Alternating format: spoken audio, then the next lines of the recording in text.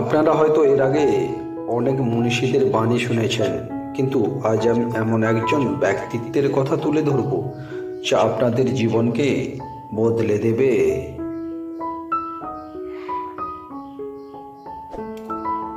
তিনি আর কেউ নন, তিনি হলেন পৃথিবীর সবচেয়ে ধনী ব্যক্তি বিল গেটস।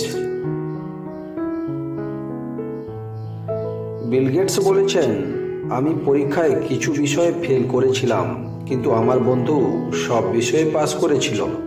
সে এখন মাইক্রোসফটের একজন কর্মচারী আর আমি সেই মাইক্রোসফটের মালিক।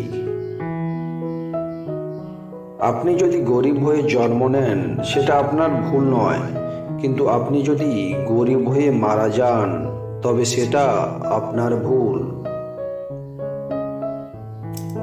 সফলতা একজন অসাধু শিক্ষক। এটি বুদ্ধিমান ব্যক্তিদের এমন চিন্তায় পরিচিত করে যে তারা কোনোদিন হারাতে পারবে না। নিজের দুর্বলতাগুলো কখনো অন্যের কাছে প্রকাশ করবেন না, সে যেই হোক, কারণ আপনার এই দুর্বলতার সুযোগ নিয়ে কেউ আপনার ক্ষতি করতে পারে।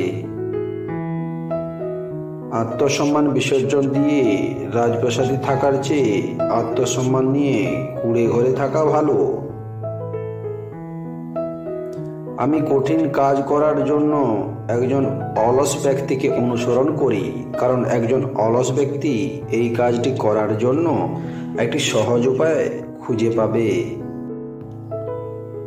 গরিবের অভাব কোনোদিন মেটেনি, আর ধনীর অনেক থাকা সত্ত্বেও পূর্ণতা হিসেব কোনোদিন মিলেনি।